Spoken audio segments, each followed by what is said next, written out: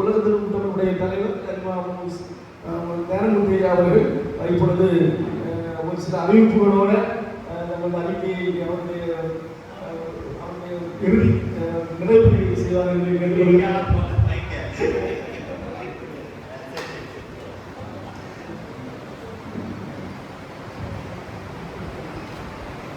உலக திருக்குறள் கூட்டத்தினுடைய 10வது செயற்குழு கூட்டத்தில் மிக சிறப்பாக இங்கே நடத்தி வரவேற்புரை, நிகழ்வுரை, தெளிவுரை, ஒழிப்புரை எல்லா உரைகளையும் நிகழ்த்தி நடைமுறையிலே என்ன செயல்பட வேண்டும் என்பதை விளக்கமாக பேசி அமர்ந்திருக்கக்கூடிய இந்த இயக்கத்தினுடைய பொதுச் செயலாளர் ஐயா பேராசிரியர் தங்க ஆரோக்கியம் அவர்கள், அறக்கட்டளையினுடைய தலைவர் ஐயா சம்பத் அவர்கள், கூட்டமைப்பினுடைய பொருளாளர் ஐயா சௌந்தரராஜன் அவர்கள், தலைமை கழகத்தினுடைய தலைமை இயக்கத்தினுடைய தலைமை அலுவலர் அன்பு சகோதரி புரட்செல்வி பிச்சி ஆதரிக்கும் அவர்கள், அமைப்பு செயலாளர் சகோதரர் காசிநாதன் அவர்கள், இயக்கத்தினுடைய துணை தலைவர்கள் ஐயா பெருமாள் அவர்களே, ஐயா தசரதன் அவர்களே, மருத்துவர் ஐயா கணேசன் அவர்களே, துணை பொதுச் செயலாளர்கள் ஐயா வெங்கடேசன் அவர்களே, ஐயா பழனிவேல் அவர்களே, ஐயா ஆத்மே அவர்களே, துறை இயக்குநர்கள் ஐயா குரு ஜெயபிரகாஷ் அவர்களே, எஸ்வி குமார் அவர்களே, முனைவர் சின்னத்துறை அவர்களே, ஐயா குப்புசாமி அவர்களே மற்றும் இந்த நிகழ்ச்சியிலே பங்கெடுத்துக் கொண்டிருக்கக்கூடிய மாவட்ட நிர்வாகிகளே, அனைத்து நிலை நிர்வாகிகளே, உங்கள் அத்துணை பேருக்கு முதற்கண் நன்றி கலந்த வணக்கத்தினை தெரிவித்துக் கொள்கிறேன். முதலிலே இந்த நிகழ்வு சென்ற ஆட்சி மன்ற கூட்டத்திலே எங்கே நடத்தலாம் என்று கேட்டபோது நாங்கள் விழுப்புரம் மாவட்டத்திலே நடத்தி கொள்கிறோம் என்று முதலிலே ஒப்புதல் கொடுத்தவர் நம்முடைய ஐயா குரு ஜெயபிரகாஷ் ஐயா அவர்களும் ஐயா குப்புசாமி அவர்களுக்கு முதலிலே நன்றியையும் பாராட்டுதலையும் தெரிவித்துக் கொள்கிறேன். காரணம், ஒரு இயற்கை சூழ்ந்த இடத்திலே, ஒரு அற்புதமான அரங்கிலே, ஒரு மிகச் சிறப்பான விருந்தோம்பலோடு இந்த நிகழ்ச்சியை இங்கே நடத்தி கொண்டிருக்கிறார்கள். அதிலேயும் நிகழ்ச்சி துவங்கிய 1/2 மணி நேரத்திலேயே சம்சா கொண்டு வந்து கொடுத்தார். அந்த சம்சா எங்க பக்கத்துல பார்த்தா சின்ன சின்னதா இருக்கும், இங்க பார்த்தா பெரிய சம்சாவா இருக்கு.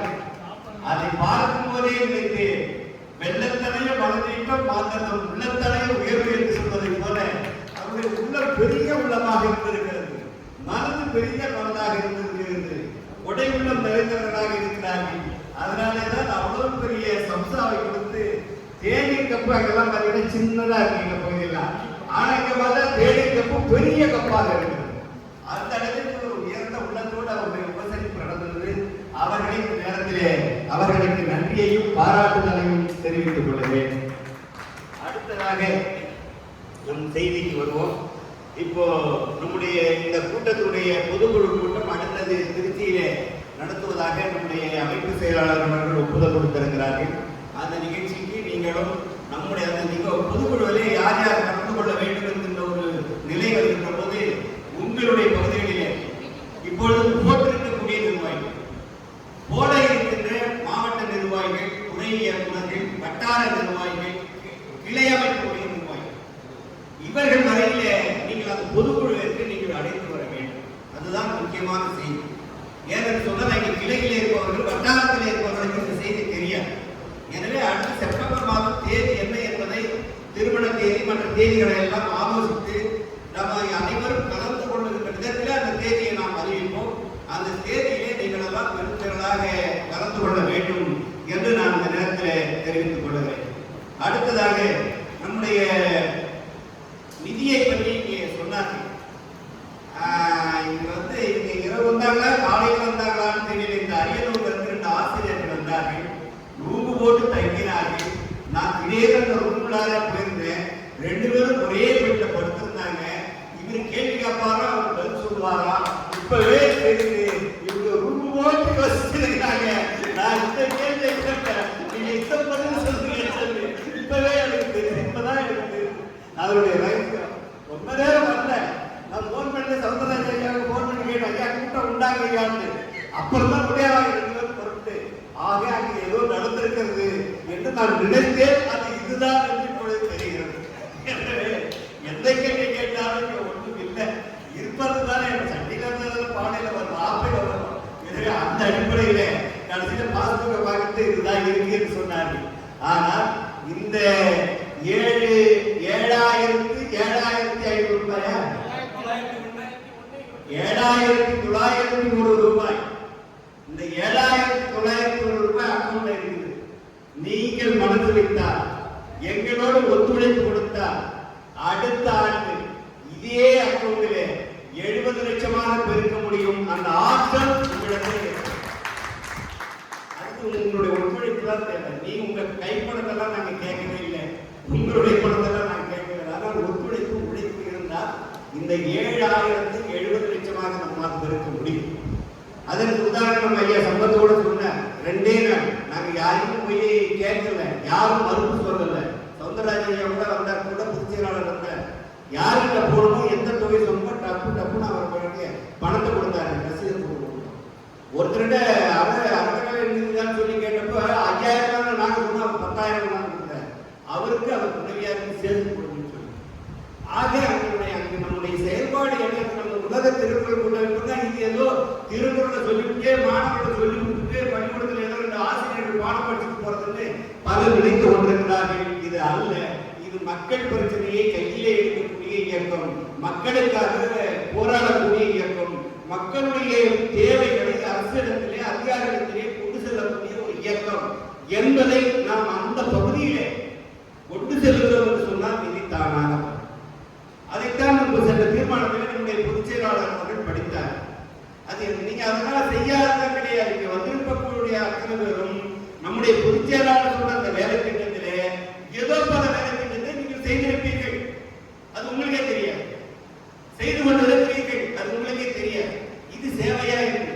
நீங்கள் ஒரு சின்ன பேசும்போது சொன்னார் இல்லையா, சாப்பாட்டுல வந்து நாங்கள் சாதத்தை வீணாக்காதீர்கள் என்று மதுரை இருந்தீங்க அவங்க சொன்னாங்க. வீணாக்காதீர்கள் என்று நாங்கள் எவ்வளவு மக்களுக்கு சொல்லுவோம், அதுவே ஒரு சேவை.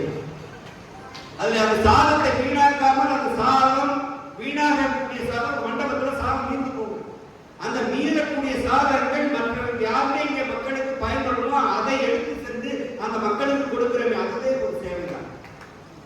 ஆக அப்படிப்பட்ட திட்டத்தை கூட அவர் சொன்னார்கள். இதுதான். எனவே கிளை அமைப்பு என்பதும் உறுப்பினர்கள் சேர்ப்பது என்பதும் நிதி சேர்ப்பது என்பதும் நம்முடைய செயல்பாட்டிலே அது எளிமையாக்கப்படும். அது நம்முடைய செயல்பாட்டை வைத்துதான். நம்முடைய பொதுச் செயலாளர் ஏற்கனவே ஒரு செய்தி சொன்னார், 1 நிமிஷம் ஒரு நாளைக்கு 1 நிமிஷம் யோசிங்கன்னு சொல்லி, 1 நிமிஷம் செயல்படுங்கன்னு சொல்லி. ஆனால் என்னுடைய அடிப்படையிலே நான் நினைப்பது 1 நிமிடம் அல்ல, ஒரு நாளைக்கு 1 மணி நேரம் இந்த இயக்கத்தை பற்றி சிந்திக்கும். 1 மணி நேரம் நம்முடைய நண்பர்களோடு, உறவினர்களோடு, உங்களுடைய நண்பர்களோடு இந்த இயக்கத்தை பற்றி பேசுங்க. அப்படி பேசுகின்ற போது இதனுடைய செயல்களை அவர்களை கொண்டு செல்லும். அந்த காரணம் உங்களோடு வருவார். நாம அதை விட்டுட்டோம், வேற அரசியலை பேசுவோம், சினிமாவை பற்றி பேசுவோம், வேற எதையோ பற்றி பேசுவோம். ஆனால் நம்முடைய கூட்டமைப்பினுடைய செயல் திட்டங்களை நீங்கள் கொண்டு செல்லக்கூடிய தூதுவர்கள் தான் நீங்க வந்திருக்கிறீர்கள். எனவே அதை நீங்கள் சரியாக கொண்டு சென்றால் கண்டிப்பாக நம்முடைய இயக்கம் நிச்சயமாக வலுப்பெறும் என்பதை இந்த நேரத்திலே தெரிவித்துக் கொள்கிறேன். அடுத்ததாக அறக்கட்டளையினுடைய வைப்பு சின்னவரையோட சொன்னார், இதுவும் அது ஒன்னா எடுத்துக்கிட்டா கூட சரியா இருக்கும் சொல்லி. அப்படி கிடைக்க முடியாது. அறக்கட்டளைக்கு என்று தனி பதிவு நம்பர் இருக்கிறது, கூட்டமைப்புக்கு என்று தனி பதிவு இருக்கிறது, அறக்கட்டளைக்கு என்று தனி வங்கி கணக்கு இருக்கிறது, கூட்டமைப்புக்கு என்று தனி வங்கி கணக்கு இருக்கிறது. இந்த வங்கிக்கு இதற்கு சில அமைப்புகள் நம்ம தனித்தனியாக இருந்தாலும் கூட இதை இயக்கக்கூடியவர்கள் கூட்டமைப்பிலே இருப்பவர்களும் அறக்கட்டளையிலே இருப்பவர்கள் தான் கலந்துதான் முடிவெடுக்கிறோம். இன்னும் சொல்ல போனால் இந்த இயக்கத்திலே சேர்ந்திருக்கக்கூடிய பணம் யாரும் ஐயப்பட தேவையில்லை. பொதுச் செயலாளர் அவசரத்துக்கு எடுத்து அங்கே செலவு பண்றதுக்கான சூழ்நிலைகள் கிடையாது. அறக்கட்டளை தலைவரோ அல்லது நானோ செலவு பண்ணுவதற்கான வாய்ப்புகள், பொருளாளர் செலவு பண்ணுவதற்கான வாய்ப்புகள் கிடையாது. எந்த செலவாக இருந்தாலும் நாங்கள் 5 பேர் இந்த மாநில நிர்வாகிகள் உட்கார்ந்து பேசி கூடி இந்தந்த செலவினங்களுக்கு இதை இவ்வளவு கொடுங்க என்று ஒப்புதலை பெற்றுதான் அந்த செலவு செய்யப்படுகிறதை தவிர எந்த ஒரு தனிநபரும் இந்த கூட்டம்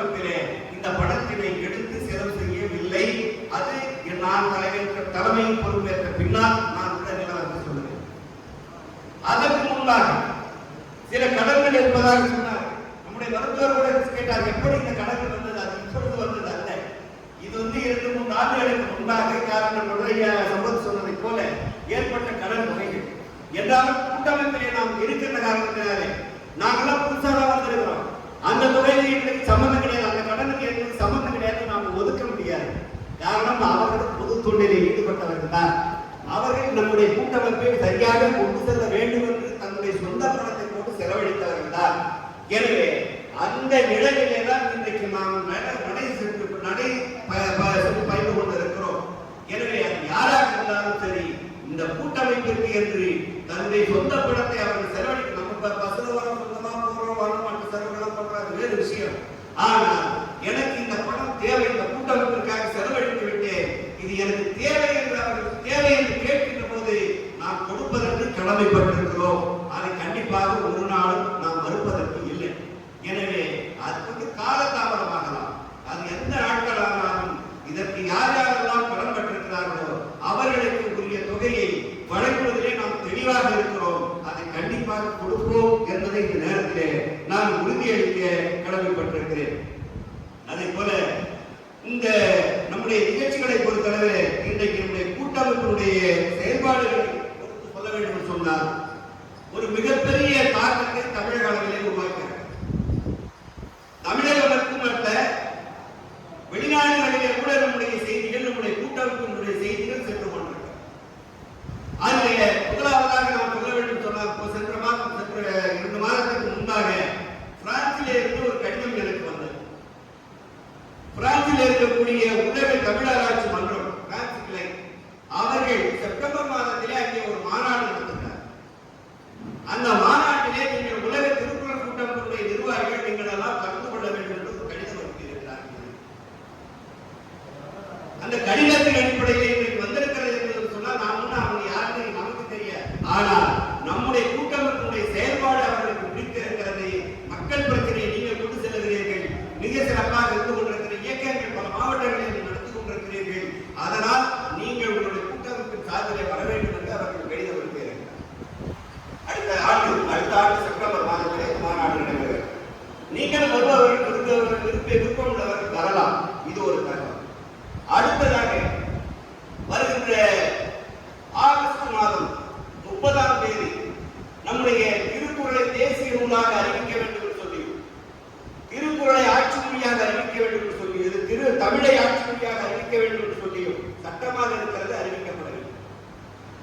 தமிழை சென்னை உயர் நீதிமன்றத்தினுடைய வழக்காடு மொழியாக அறிவிக்க வேண்டும் என்று 3 கோரிக்கைகளை வைத்து 133 தமிழறிஞர்கள், கவிஞர்கள் டெல்லியிலே உண்ணாவிரதம் இருக்கிறார். அவர்கள் நமக்கு அழைப்பு விடுத்திருக்கிறார். நீங்கள் உங்களுடைய கூட்டமைப்பு சார்பிலே இதை கலந்து கொள்ள வேண்டும், உங்களுடைய நிர்வாகிகளையும் அழைத்து பாருங்கள் என்று கேட்டிருக்கிறார். நான் வருகிறேன் என்று நம்முடைய பொதுச் செயலாளர் அவர்களிடத்திலே கலந்து கொண்டு நான் வருகிறேன் என்று ஒப்புதலை கொடுத்திருக்கிறேன். நம்முடைய பொதுச் செயலாளர் உடல்நலன் காரணமாக கொஞ்சம் தயக்கத்தில் இருந்து கொண்டிருக்கிறார்கள். நான் வருகிறேன் என்று ஒப்புதல் கொடுத்திருக்கிறேன். காரணம், அவருடைய கோரிக்கையை நாம் நடத்த வேண்டிய போராட்டம் அது. ஆனால் நமக்கு பல நிர்வாக வேலைகள் இருப்பதனாலே அதை நாம் தள்ளி வைத்திருக்கிறோம். ஆனால் அவர்கள் நடத்துகின்ற போது அதிலே நாம் பங்கெடுத்து நம்முடைய உலக திருக்குறள் கூட்டமைப்பினுடைய செயல்பாட்டை அவர்களுக்கு அங்கே கொண்டு செல்வோம் என்பதற்காக நான் வருகிறேன் என்று சொல்லியிருக்கிறேன்.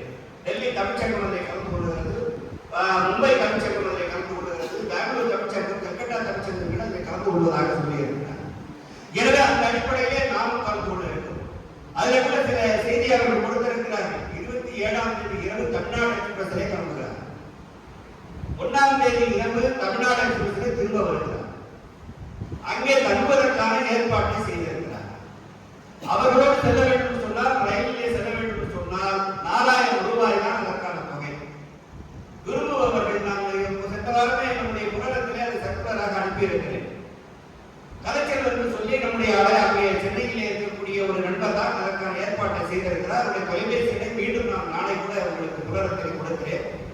விரும்புபவர்கள் அவர்களுக்கு அதை அனுப்பிவிட்டு உங்களுடைய போட்டோ, உங்களுடைய வயது, உங்களுடைய முகவரி, நீங்கள் சார்ந்து இருக்கக்கூடிய இந்த அமைப்பினுடைய பெயர், உங்களுடைய பொறுப்பு, இவற்றை நீங்கள் அனுப்பினால் அவர்கள் ஐடி கார்டு போட்டு நமக்கு கொடுத்து விடுகிறார். அந்த உண்ணாவிரத பந்தலிலே உட்கார்வதற்கு அது ஒரு ஐடி அவர்கள் கொடுக்கிறார். அது மட்டுமல்ல, அந்த இங்கே தங்குவதற்கு இது 4000 ரூபாய் அவர் சொல்லி இருக்கிறார். நம்முடைய செலவு. அங்கே சென்று மற்ற இடங்களில் சுற்றி பார்க்க வேண்டும் என்று சொன்னால் அதற்கான வாகன ஏற்பாடு செய்து கொடுக்கிறார்கள். ஆனால் அந்த வாடகை, அந்த போக்குவரத்து செலவு நம்முடைய செலவு. இது அவர் சொல்லியிருக்கிறார். இதை அவர் சொல்லியிருக்கிறார். ஆனால் விமானத்திலே நான் செல்வதாக டிக்கெட் போடுவதற்கான ஏற்பாட்டை செய்திருக்கிறேன். ஏன்னு சொன்னால் எனக்கு 27, 28 வரையிலே வேறு பயணம், சுற்றுப்பயணம் இருப்பதனால் 29 காலையிலே புறப்பட்டு சென்று விட்டு 1ஆம் தேதி திரும்ப வரலாம் என்று விமானத்தில் சென்று விடலாம் என்கிற ஒரு நிலையிலே இருக்கு. இது அதாவது தமிழ்நாடு அரசிலே ஏசி குளிர்சாதன வசதி இல்லாமல் செல்லக்கூடிய பஸ்ஸிலே செல்லக்கூடிய டிக்கெட். பஸ்ஸிலே ஏசியிலே முதலாவது அல்லது 2வது அல்லது 3வது வகுப்பிலே செல்ல வேண்டும் என்று சொன்னால் அதற்கு தனி கட்டணம். அது நீங்கள் நேரடியாக கூட நீங்கள் பதிவு செய்து கொள்ளலாம். இதுதான் 30ஆம் தேதி நடத்தக்கூடிய அந்த உண்ணாவிரத போராட்டம். ஜந்தர் மந்தர் பகுதியில் அவர்கள் 3ஆம் தேதி டெல்லி செல்லுகிறார்கள், ஒரு டீம் செல்லுகிறார்கள். அங்கே சென்று அங்கே அனுமதி பெறுகிறார்கள். அங்கே நாடாளுமன்ற உறுப்பினர்கள் 2-3 பேரை சொல்லி இருக்கிறேன். அவர்கள் சந்திக்கிறார்கள். நான் அந்த உண்ணாவிரதத்திற்கு அவர்களை அழைக்க சொல்லி இருக்கிறேன். அவர்களும் சென்று பார்த்து அழைக்க இருக்கிறார்கள். எனவே அந்த அடிப்படையில் அவர்கள் 3ஆம் தேதி சென்று இங்கே ஒப்புதல் பெறக்கூடிய அந்த பணிகளை செய்துவிட்டு வர இருக்கிறார். எனவே இதுதான் அந்த உண்ணாவிரத போராட்டத்துக்கு சம்பந்தமான நிகழ்வு. அதற்கு நம்முடைய கூட்டமைப்பிலிருந்து பெரிதாக அவர்கள் எதிர்பார்த்துக் கொண்டிருக்கிறார்கள். எனவே அந்த அடிப்படையிலே நீங்களும் அதிலே விரும்புபவர்கள் பங்கெடுக்கலாம் என்பதை இந்த நேரத்திலே நான் தெரிவித்துக் கொள்கிறேன். அடுத்ததாக நம்முடைய அமைப்பை பொறுத்தவரை இந்த தீர்மானங்கள் நிர்வாக தீர்மானம் பெரும்பாலும் அப்படிதான் செய்வோம். நிர்வாகம் சம்பந்தப்பட்ட தீர்மானம் தான் ஐயா தயார் பண்ணுவார். இதை போன்ற பொதுவான தீர்மானங்கள் நான் உட்கார்ந்து ஒரு வாரம் உட்கார்ந்து சொல்றீங்க, நான் தயார் பண்றேன். இதுல என்ன செய்தி என்று சொன்னா, நம்ம கூட்டமைப்பு வந்த பிறகு நம்முடைய தீர்மானங்கள் பல செய்தித்தாள்களிலே பல ஊடகங்களிலே வருவதை பார்த்த பிறகு பல துறைகளிலே இருந்து எனக்கு செய்திகள் வந்து கொண்டிருக்கிறது. இது ஒன்று நான் போய் தேடி அலையறதுல கிடையாது. ஐயா ஒரு கூட்டமைப்புல இருந்து தீர்மானத்தை கொடுங்க, இந்த செய்தியை போடுங்க, இதை தீர்மானம் கொடுத்துருவாங்க என்று பல துறைகளில் இருந்து நமக்கு செய்திகள் வருவதனால் அந்த துறைகள் அந்த தீர்மானங்களை சேகரித்துத்தான் இங்கே தீர்மானமாக நாம் கொண்டு வந்திருக்கிறோம். இப்ப நம்முடைய மகாதேவன் நீதியரசரை பற்றி பாராட்டு தீர்மானம் ஒன்று கொண்டு வந்திருக்கிறோம். இவர் தான் முதல்ல உயர்நீதிமன்றத்தினுடைய நீதிபதியாக இருந்த போது திருக்குறளில் இருக்கக்கூடிய அறத்துப்பாலையும் பொறுப்பாலையும் பாடநூலிலே சேர்க்க வேண்டும், 6வது இருந்து 12வது வகுப்பிலே பாடநூலிலே சேர்க்க வேண்டும் என்று தீர்மானம் பண்றது நீதிபதி தீர்ப்பு சொன்னவர் இந்த நம்முடைய நீதிபதி மகாதேவன். அவர்தான் உச்ச நீதிமன்றத்தினுடைய நீதிபதியாக இன்றைக்கு பொறுப்பேற்று சென்ற வாரம் பொறுப்பேற்றார். நான் அதை நேரடியாக பார்க்கிறேன். புலனத்தில் தமிழ் இலக்கியத்தை சொல்லி, தமிழ் இலக்கியத்தை சொல்லி தமிழிலேயே பார்த்த பதவியை ஏற்றார். யாருக்கு அந்த புரிதல் வராது. ஏன்னு சொன்னால் அங்கே இருப்பவர்கள் பெரிய காப்பவார்கள். அவர்கள் மத்தியிலே தனிப்பெரும் மனிதராக இருந்தார் சொன்னார் என்கிற போது தமிழுக்கு ஒரு மிகப்பெரிய பெருமையை உச்சநீதிமன்றத்தில் சேர்த்துக் கொண்டார். அதைத்தான் நம்மளை பாராட்டக்கூடிய தீர்மானமாக நாம் கொண்டு வந்திருக்கிறோம். அடுத்ததாக டெல்லி நிகழ்வை நான் சொல்லிட்டேன். அடுத்ததாக நம்முடைய இளங்குமார் அவர்கள் நாங்களே நேரடியாக சென்று அவருடைய இல்லத்தை நான் சம்பந்தையாக நேரடியாக பார்த்தோம். அவருடைய படத்துக்கு கூட மலரஞ்சலி செலுத்தினோம். அவருக்கு தமிழன் ஒரு மிகப்பெரிய தொண்டாற்றி இருக்கிறார். அவருக்கு சிலை எடுத்து அரசாங்கமே அந்த விழாவை ஆண்டுக்கு ஒரு முறை நடத்த வேண்டும் என்று நம்முடைய தீர்மானத்தை கொடுத்திருக்கிறோம். மற்ற இயக்கங்கள் செய்திருக்கிறார்களா இல்லையா என்பது தெரியவில்லை. ஆனால் முதலில் நாம் இந்த தீர்மானத்தை முன்னெடுப்போம். காரணம், இன்றைக்கு தமிழக அரசு பல கவிஞர்களுக்கு பல அறிஞர்களுக்கு சிலைகளும் கோட்டங்களும் நெல்லை வாழைகளும் கட்டி கொண்டிருக்கிறது. எனவே இளங்குமரனாரை பற்றி தமிழக அரசுடைய கவனத்திற்கு கொண்டு செல்வோம் என்றுதான் இந்த தீர்மானத்தை நாம் கொண்டு வந்திருக்கிறோம். அடுத்ததாக ஐஎஸ்ஆர்ஓ பற்றி நம்முடைய இஸ்ரோ பற்றி நம்முடைய சின்னதுரை ஐயா அவர்கள் நீங்க என்ன இப்ப தீர்மானம் போனீங்க, நாளைக்கு ஏற்கனவே புக் பண்ணிட்டு அவர் சொன்னாங்க. அது அவருடைய திறமை. அவர் படிக்க முடியல, மிக சிறப்பாக மாணவர்களை உருவாக்கி கொண்டிருக்கிறார்கள். அதே போல மற்ற பள்ளிகளிலேயும் மாணவர்களை இஸ்ரோவிற்கு அனுப்பக்கூடிய ஒரு வாய்ப்புகளை உருவாக்க வேண்டும் என்பதுதான் அடுத்த தீர்மானமான ஒரு தீர்மானத்தை நாம் கொண்டு வந்திருக்கிறோம். அப்புறம் மற்ற சில தீர்மானங்கள்லாம் இருக்கு, அதெல்லாம் உங்களுக்கு தெரியும். அடுத்ததாக நம்முடைய இந்திய சட்டம், இந்த மத்திய அரசு 3 சட்டங்களை கொண்டு வந்தாங்க. காவல்துறைக்கு கூடுதலாக அதிகாரங்கள் அந்த சட்டங்களிலே கொடுக்கப்பட்டது. அப்படி கொடுக்கப்பட்டிருப்பதால் அது தவறான நடைமுறையை கொண்டு வந்துவிடும் என்பதற்காக இன்றைக்கு தமிழ்நாடு மட்டுமல்ல இந்தியாவில் பல்வேறு வழக்கறிஞர்கள் பல்வேறு சட்ட நிபுணர்கள் எல்லாம் போராடி கொண்டிருக்கிறார். நான் 30ஆம் தேதி நாளை மறுநாள் கூட தமிழகத்திலே இருந்து மற்ற டெல்லி இந்தியாவில் இருக்கக்கூடிய வழக்கறிஞர்கள் எல்லாம் டெல்லியிலே உண்ணாவிரதம் இருக்கிறார்கள் 30ஆம் தேதி. அந்த 30ஆம் தேதி உண்ணாவிரத வழக்கறிஞர் இந்த புதிய 3 சட்டத்தை திரும்ப பெற வேண்டும் என்று நடத்தக்கூடிய அந்த உண்ணாவிரதத்திற்கு நம்முடைய உலக திருக்குறள் கூட்டமைப்பு வாழ்த்துகிறது, பாராட்டுகிறது. அந்த போராட்டத்துக்கு நாம் ஆதரவு தெரிவிக்கிறோம் இந்த நேரத்தில். எனவே அதைத்தான் இங்கே நாம் தீர்மானமாக திரும்ப பெற வேண்டும் என்று நாம் கேட்டிருக்கிறோம். எனவே அந்த அடிப்படையில் இன்றைக்கு பல தீர்மானங்களை நாம் கொண்டு வந்திருக்கிறோம். இறுதியாக இந்த தேசிய நதிநீர் நீர்வழிச்சாலை இதுல பாத்தீங்கன்னா இதுல 2 குழப்பம் வரும். என்னவென்று சொல்றது, நீர்வழிச்சாலை தேசிய நதிகளை தான் இணைக்கணும். இது நீர்வழிச்சாலை சொல்லுகிறாங்க. நதிகளை இணைப்பதற்கும் நீர்வழிச்சாலை அமைப்பதற்கும் நிறைய வித்தியாசம் இருக்கு. நதிகளை இணைப்பது ஒவ்வொரு அணைக்கும் ஒவ்வொரு ஆற்றுக்கும் கமிஷன் கொடுத்து விட்டுறது, அது அல்ல. இது எப்படி என்று சொன்னால் நீர்வழிச்சாலை என்பது அந்த சாலையை அமைத்து விட்டால் அதிலேயே கப்பல் போக்குவரத்தை நடத்தலாம், அதிலேயே சரக்கு போக்குவரத்தை நடத்தலாம், அதிலேயே மக்கள் செல்லக்கூடிய போக்குவரத்தாக அதை பயன்படுத்தலாம். வெளிநாடுகளிலே லண்டன்ல கூட அது இருக்குது, துபாய் போன கூட தெரியும் அது இருக்குது. அதே போல மக்கள் பயன்படக்கூடிய ஒரு இதாகவும் பயன்படுத்தலாம், போக்குவரத்தாகவும் பயன்படுத்தலாம். இதனால் மின்சாரத்தை அதில் தயாரிக்கலாம். இந்த தண்ணீர் வைப்பதால், இந்த நீர்வழிச்சாலை அமைப்பதால் நிலத்தடி நீர் கூடுதலாக அமையும், விவசாயம் சிறப்பாக வளரும், வேலை வாய்ப்பு கூடுதலாக கிடைப்பதற்கான வாய்ப்புகள். இரண்டாவது, கன்னியாகுமரியில வெள்ளப்பாடு இருக்கிறது, ஆனா வடநாட்டில் வட தமிழ்நாட்டில் காய்ச்சி அங்க பெய்யக்கூடிய மழை இங்கே வருவதற்கு கொண்டு வருவதற்கான வாய்ப்புகள் இருவழிச்சாலையாக உருவாக்குகிறார். இதை காமராஜர் என்று சொல்லக்கூடிய ஒரு பொறியாளர், அவரை சார்ந்த ஒரு டீம் இதை இந்த அறிக்கையை தயார் செய்கிறார். இதை தயார் செய்து அப்துல் கலாம், முன்னாள் ஜனாதிபதி அப்துல் கலாம் அவர்களிடத்தில் இந்த அறிக்கையை கொடுத்திருக்கிறார். அவர் மிகவும் வரவேற்றிருக்கிறார் இந்த திட்டத்தை கொண்டு வரலாம். அதே போல இந்திய நதிநீர் சாலை, தேசிய நதிநீர் சாலை, இது தமிழ்நாட்டு நதிநீர் சாலை ஒன்று இருக்கிறது. இந்திய நதிநீர் சாலை, அது 3 வழி. அது கங்கையிலே இருந்து நம்முடைய காவிரி மட்டுமல்ல குமரி வரையிலே அந்த நீர்வழிச்சாலையை கொண்டு செல்லலாம் என்பதற்கான ஒரு திட்டத்தை அவர்கள் உருவாக்கி கொடுத்திருக்கிறார். அதற்கான செலவீனங்களையும் கொடுத்திருக்கிறார். இந்த செலவால் அரசாங்கம் மிகப்பெரிய ஒரு செலவு, ஒரு ஆண்டுக்கு 5 லட்சம் ரூபாய், ஒரு ஆண்டுக்கு 5 லட்சம் கோடி ரூபாய் செலவு செய்தால் போதும். இது 10 ஆண்டுகளில் இதை நிறைவேற்றி விடலாம் என்று அவர் சொல்லியிருக்கிறார். இதனால் வேலை வாய்ப்புகளுக்கு பெருகும், பல லட்சம் பேர் வேலை வாய்ப்பு பெறுவார்கள். பொல்யூஷன் சொல்லக்கூடிய புகைமண்டலம் எல்லாம் இப்ப வாகன விபத்துகள் நிறைய இருந்து கொண்டிருக்கிறது, அது நிறுத்தப்படும். வாகன புகைகள் வராமல் பாதுகாக்கப்படும். இப்படி பல்வேறு நன்மைகளை இதிலே சொல்லியிருக்கிறார். மின்சாரம் கூடுதலாக நாம் தயாரித்து வெளி நாடுகளுக்கே விற்பனை செய்யலாம் இந்த நீர்வீழ்ச்சி மூலமாக, இதில் வரக்கூடிய நீரின் மூலமாக. இப்படி பல்வேறு திட்டங்களை அதில் கொடுத்திருக்கிறார்கள். 2 பெரிய புத்தகங்கள் அதன் சம்பந்தமாக எழுதியிருக்கிறார்கள். அந்த புத்தகத்தை நான் படித்தேன். அது காமராஜர் அவர்கள் ஐயாவோட அவருடைய மீட்டிங்கில் நம்முடைய பொதுச்செயலாளர் கலந்திருக்கிறார்கள்.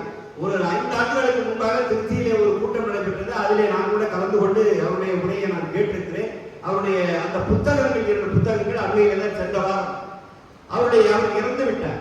அவருடைய சந்ததிகள் இப்பொழுது அந்த விஷயத்தை கையில் எடுத்திருக்கிறார். அவர்கள் அரியலூரில் இருக்கக்கூடிய நம்முடைய வர்த்தக சங்க தலைவர் ராமலிங்கம் அவர்கள் மூலமாக அந்த புத்தகங்களை 2 வாக்குகளை அனுப்பி அந்த இடத்திலே கொடுத்து அதை படியுங்கள், உங்களுடைய உலக திருக்குறள் கூட்டமைப்பின் சார்பாக இதை கொண்டு செல்லுங்கள். வெங்கைய நாயுடத்திலே கொடுத்திருக்கிறார், நிதின் கட்கரி இடத்திலே கொடுத்திருக்கிறார்கள், அப்துல் கலாம் இடத்திலே கொடுத்திருக்கிறார்கள். இப்படி தமிழக வெளிநாடு மற்ற மாநிலங்களை சார்ந்த முதல்வர்களிடத்திலேயும் இதை கொடுத்திருக்கிறார்கள். அரசாங்கத்திலிருந்து அனைவரிடத்திலேயும் இந்த திட்டங்கள் போய் சேர்ந்திருக்கிறது, கொடுக்கப்பட்டிருக்கிறது. ஆனால் பணம் என்று வருகின்ற போது சில அதிகாரிகள் இருந்து கொண்டு இதை நடைமுறைப்படுத்துவதற்கு அதிகாரிகள் சிலர் தடையாக இருந்து கொண்டிருக்கிறார்கள். இதுதான் அவர்கள் அந்த புத்தகத்திலே எழுதியிருக்கக்கூடிய அந்த அதிகாரிகள் பெயரை கூட அவர் குறிப்பிட்டிருக்கிறார். இவர் இதற்கு தடையாக இருக்கிறார் என்று சொல்லி. ஆனால் அதை தகர்ப்பதற்கும் அந்த திட்டத்தை கொண்டு செல்வதற்கும் இன்றைக்கு ஒரு முழு முயற்சியாக, நம்முடைய முதல் முயற்சியாக நம்முடைய உலக திருக்குறள் கூட்டமைப்பு இங்கே இந்த தீர்மானத்தை இன்றைக்கு கொண்டு வந்திருக்கிறோம். இதை தமிழக முதல்வர் மற்றும் இந்திய அரசாங்கம் பாரத பிரதமருக்கும் இந்த தீர்மானங்களை நாம் அனுப்ப இருக்கிறோம். அப்படி அனுப்புகின்ற போது அதற்கு சந்த ஆட்களை பார்த்து அதற்கு ஆதரவு பார்த்து கொடுத்த துரைமுருகன் அவர்களிடத்திலே கூட கொடுத்திருக்கிறார். இது சம்பந்தமாக பேசியிருக்கிறார். கலைஞரிடத்திலே கொடுத்திருக்கிறார்.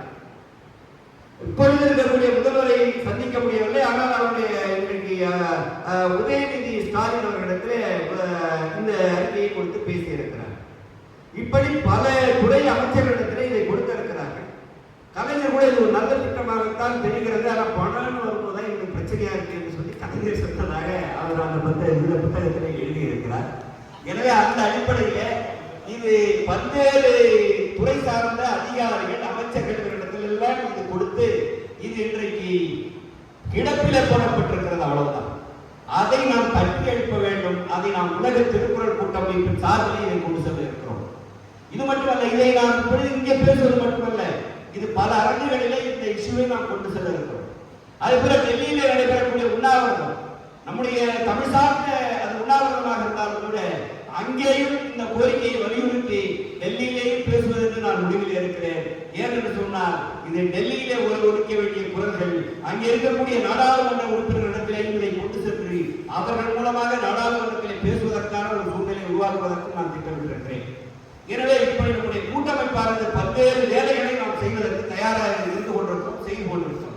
நான் வந்ததோட பையன் சொன்னாங்க, எப்படி இது உங்களால் முடியுது, இவ்வாறு சார்ஜ் போட்டு ப்ரோக்ராம் போனீங்க, ஒரே நாள் 10 நிகழ்ச்சியை கூட நான் நடத்தி இருக்கிறேன், அதை கலந்து கொண்டிருக்கிறேன்.